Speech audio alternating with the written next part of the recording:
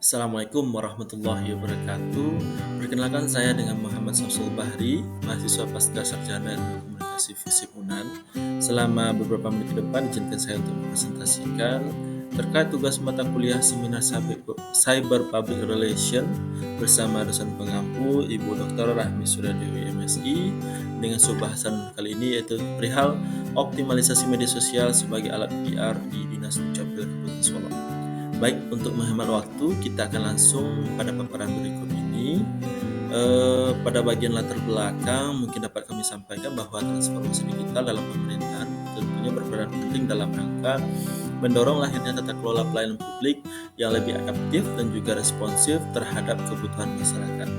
Dinas Dukcapil Kabupaten Solo merupakan salah satu instansi yang cukup aktif untuk memanfaatkan media sosial sebagai untuk menjalankan fungsi public relation. Meskipun dalam praktik organisasi belum tercermin dalam bentuk tim yang bertindak sebagai pengelola public relation, namun melalui surat keputusan Kepala Dinas Dukcapil Kabupaten Solo, tentunya telah selangkah lebih awal untuk memanfaatkan media sosial sebagai alat publisitas yang efektif dalam menyampaikan informasi dan mengelola citra. Melalui kanal seperti Facebook, Instagram, dan TikTok, tentunya Dukcapil Kabupaten Solo berupaya menyampaikan informasi layanan, edukasi administrasi kependudukan, serta menjawab pertanyaan masyarakat secara interaktif dan inovatif.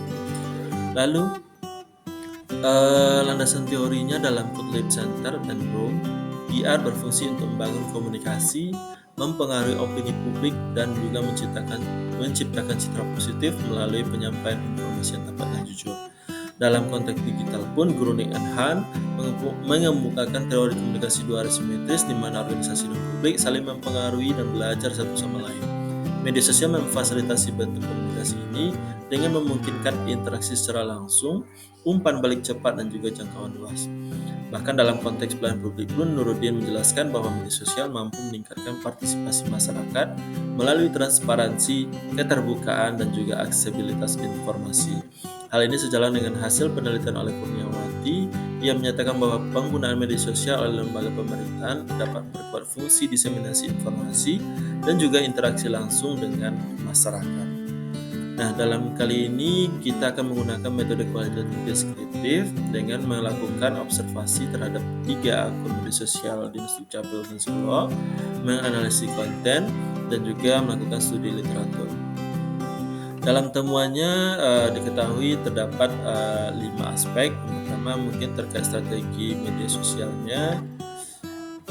Di sini ada 3 media sosial yaitu Facebook, Instagram, dan TikTok, di mana masing-masingnya memiliki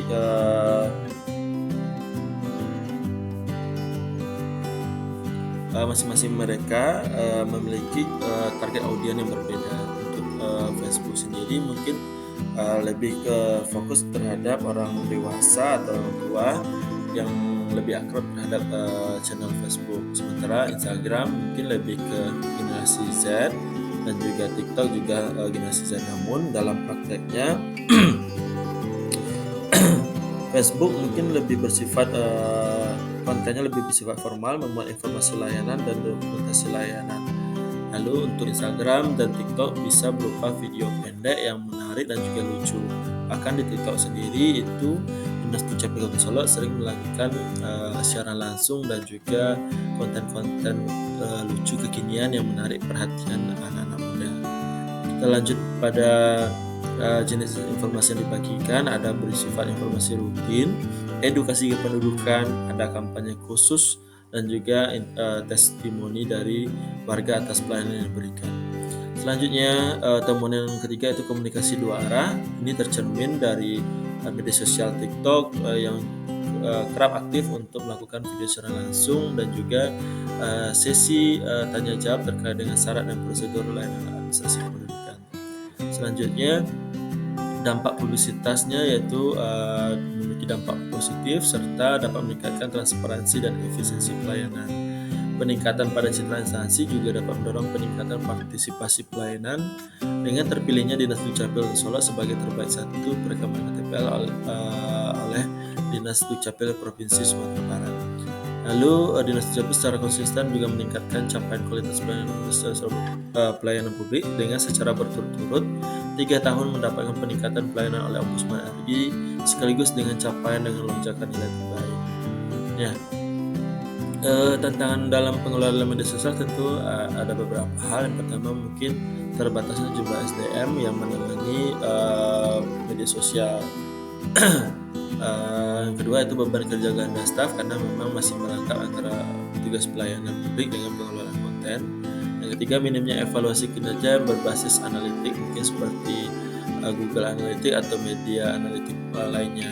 Yang terakhir yaitu masih kurangnya dukungan terhadap pengelolaan media sosial khususnya terhadap mekanisme langganan ataupun anggaran karena tidak ada di standar biaya di perangkat daerah. Yang berikutnya ya, kesimpulan di sini Dinas Dukcapil Kota Solo telah menunjukkan langkah maju dalam memanfaatkan media sosial sebagai instrumen PR pemerintah. Strategi konten edukatif, interaktif, dan humanis tentunya menjadi nilai tambah dalam menjangkau publik secara luas dan meningkatkan kualitas pelayanan publik. Nah, dari temuan ini kami bisa berikan kesimpulan atau rekomendasi, memberikan rekomendasi yaitu pertama diharapkan ke depan adanya pelatihan khusus PR digital terhadap staf pengelola media sosial. Yang kedua itu pengelola media sosial secara profesional dari sisi SDM dan waktu, adanya monitor berkala terhadap efektivitas konten melalui data analitik, dan yang terakhir mungkin bisa menggandeng mitra komunitas lokal dan pelajar dalam kampanye digital berbasis partisipasi publik. Mungkin sekian paparan dari saya.